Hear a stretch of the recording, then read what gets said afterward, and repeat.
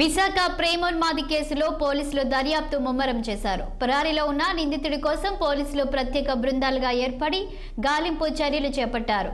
ప్రేమోన్మాది చేతిలో గాయపడిన బాధితురాలు ప్రస్తుతం విశాఖలోని ఓ ప్రైవేట్ ఆసుపత్రిలో చికిత్స పొందుతోంది.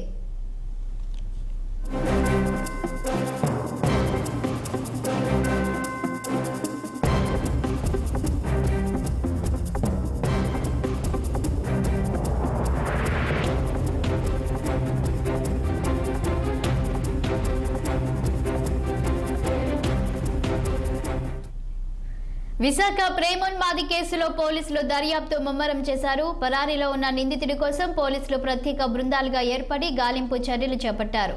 ప్రేమోన్మాది చేతిలో గాయపడిన బాధితురాలు ప్రస్తుతం విశాఖలోని ఓ ప్రైవేట్ ఆసుపత్రిలో చికిత్స పొందుతుంది. ఇక దీనిపై మరింత సమాచారం మా ప్రతినిధి కన్నబాబు అందిస్తారు. కన్నబాబు చెప్పండి, విశాఖ ప్రేమోన్మాది కేసులో పోలీసుల దర్యాప్తు ఎంతవరకు వచ్చింది, అలాగే బాధితురాలి యొక్క ఆరోగ్య పరిస్థితి ఎలా ఉంది?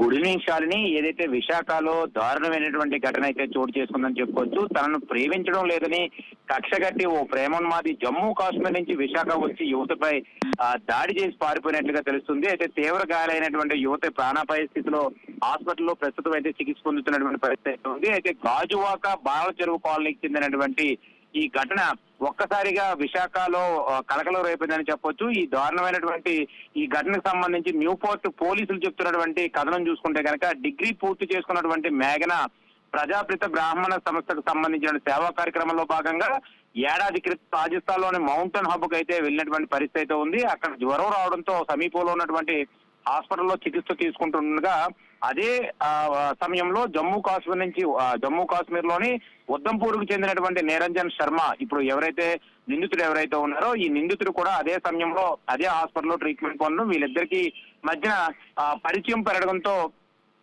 వీళ్ళిద్దరూ కూడా తరచూ మాట్లాడుకోవడం చేయడం జరిగిందనేది స్థానికంగా చెప్తున్నటువంటి విషయం అయితే ఉంది. అయితే ఈ మేఘనతో పరిచయం పెంచుకున్నటువంటి ఈ ఎవరైతే నిరంజన్ శర్మ ఎవరైతే ఉన్నారో తను కొంత ప్రెజర్ చేసి, అంటే తనను ప్రేమించాలి, ఖచ్చితంగా ప్రేమించకపోతే ఇబ్బందికి గురవుతావు అన్నట్టుగా మొదట్లో కూడా చెప్పినట్లుగా కూడా ఇప్పుడు బాధితురాలు తాలూకా బంధువులు కూడా చెప్తున్నటువంటి పరిస్థితి అయితే ఉంది. అయితే ఏదైతే సేవ ముగించుకొని ఇంటికి వచ్చినటువంటి మేఘనకు తరచూ ఫోన్ చేస్తూ ఆరోగ్యంపై ఆరా తీస్తూ ఫోటోలు పంపించేవాడని చెప్పేసి అయితే మేఘన కుటుంబ సభ్యులు అయితే చెప్తున్నటువంటి పరిస్థితి అయితే ఉంది. తనకు ఇలాంటివన్నీ ఇష్టం ఉండదని చెప్పినా కూడా తన పాత వీడియోలు, అశ్లీల చిత్రాలు చూపించి వేధించేవాడని కూడా కుటుంబ సభ్యులు చెప్తున్నటువంటి పరిస్థితి అయితే ఉంది. మేఘనకు సంబంధించినటువంటి తల్లిదండ్రుల విషయంలో ఈ విషయాన్ని పూర్తిగా పోలీసులకు అయితే తెలియపరిచినటువంటి పరిస్థితి అయితే ఉంది. దీంట్లో భాగంగానే మేఘన తల్లిదండ్రులు నిన్న ఇంట్లో లేనటువంటి సమయాన్ని చూసుకొని హెల్మెట్ ధరించి వచ్చి కూడా నిరంజన్ నేరుగా తమ గదిలోకి వెళ్ళినటువంటి పరిస్థితి. వెంట తెచ్చుకున్నటువంటి ఒక ఇనపరాడుతో అత్యంత క్రూరంగా తలపైని అలాగే చేతుల నుండి కూడా చాలా విచిత్రంగా, అంటే చాలా దారుణంగా కొట్టినటువంటి పరిస్థితి అయితే ఉంది. అయితే ఆమె కాయకలు విని పక్కింట్లో ఉన్నటువంటి సాయికృష్ణ పరిగెత్తి వచ్చినప్పటికీ కూడా తనపై దాడి చేసినటువంటి పరిస్థితి కూడా జరిగినట్లుగా ఇక్కడ ఉన్నటువంటి సమాచారం అయితే ఉంటుంది. అయితే స్థానికంగా ఉన్నటువంటి హోంగార్డ్ కూడా తనను పట్టుకునే ప్రయత్నం చేసినప్పటికీ కూడా తన దగ్గర నుంచి కూడా తప్పించుకొని పారిపోయినటువంటి పరిస్థితి కూడా ఇక్కడ చూడొచ్చు. అయితే నిందితులకు సంబంధించినటువంటి వివరాలు అయితే మటుకి పూర్తి స్థాయిలో ఇంకా పోలీసులు సేకరిస్తున్నటువంటి పరిస్థితి అయితే ఉంది. జమ్మూ కాశ్మీర్ నుంచి 2 రోజుల క్రితం విశాఖ చేరుకున్నటువంటి ఈ శర్మ 2 రోజులుగా రెక్కీ అయితే నిర్వహించాడు. ఎవరెవరు ఏ సమయంలో ఎక్కడికి వెళ్తున్నారు, తన ఇంట్లో ఉన్నటువంటి కుటుంబ సభ్యులు ఎంతమంది ఉన్నారనే విషయంపై క్లారిటీ తీసుకుని తన ఇంట్లో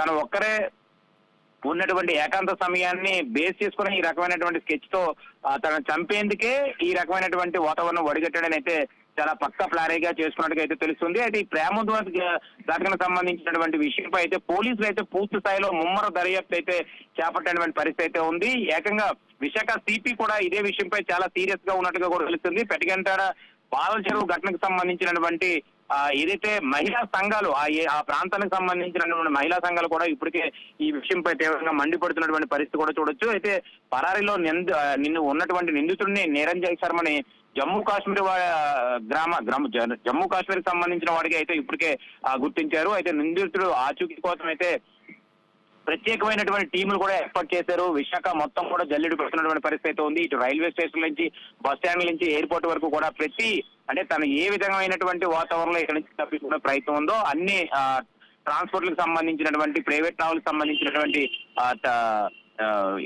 ఏజెన్సీలకు కూడా ఈ యొక్క పాత చిత్రాన్ని పంపించి ఖచ్చితంగా ఈ ఫోటోను ఐడెంటిఫై చేసి పంపిన వాళ్ళందరికీ కూడా తనకి శిక్షించే ఇది చేస్తామని చెప్పడం జరుగుతుంది. అదేవిధంగా ఆ నిందితుడి ఆచూకీ కోసం ఇప్పటికే జమ్మూ కాశ్మీర్ కి ప్రత్యేకమైనటువంటి టీం కూడా వెళ్ళినట్టుగా కొంత సమాచారం అయితే అందుతున్నటువంటి పరిస్థితి ఉంది. అయితే ప్రేమోన్మాది దాడిలో తీవ్రంగా గాయపడుతున్నటువంటి మేఘనాకు తలపై సుమారుగా 30 నుంచి 40 కుట్లు పడినట్టుగా తెలుస్తుంది. అలాగే చేతి వేళ్లు అలాగే 2 చేతులు కూడా తీవ్రంగా గాయాలైనట్టుగా, బోన్స్ కూడా కొన్ని బ్రేక్ అయినట్టుగా కూడా తెలుస్తున్నటువంటి పరిస్థితి ఉంది. అయితే విశాఖలో ప్రైవేట్ హాస్పిటల్ అయితే తన చికిత్స పొందుతూ ఏదైతే ఇప్పుడు పోలీసులు తీసుకున్నటువంటి స్టేట్మెంట్ ఏదైతే ఉందో ఈ స్టేట్మెంట్ లో పోలీసులు కూడా పూర్తి స్థాయిలో సహకరించలేనటువంటి పరిస్థితిలో ఉన్నట్టుగా కూడా తెలుస్తుంది. అయితే మారణాయుధాలతో దాడి చేసి పారిపోయినటువంటి నీరజన్ను పట్టుకొని ఖచ్చితంగా శిక్షించాలంటే కూడా పెద్ద ఎత్తున ప్రజా సంఘాలు అలాగే ఇక్కడ ఉన్నటువంటి మహిళా సంఘాలు చేస్తున్నటువంటి పరిస్థితి మనం చూడొచ్చు. శాలిని.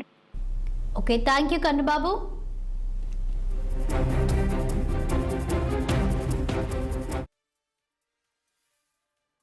హోం సెంటర్ కోసం వస్తుంటారు ఇంటికి, హోం సెంటర్ అనుకుంటారు.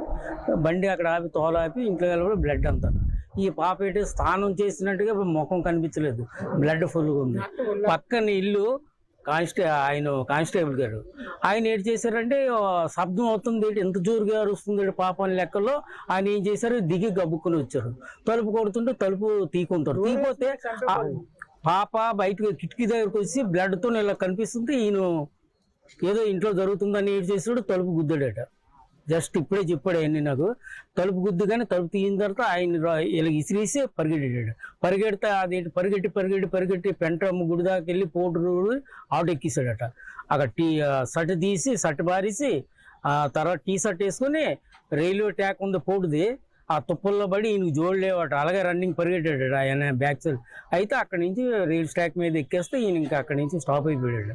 ఎవరు ఉంటే పట్టిద్దాం అంటే అయితే ఆ షర్టు గిట్టు పోలీస్ స్టేషన్ ఆయన హ్యాండ్ ఓవర్ చేశాడు. విజయవాడలో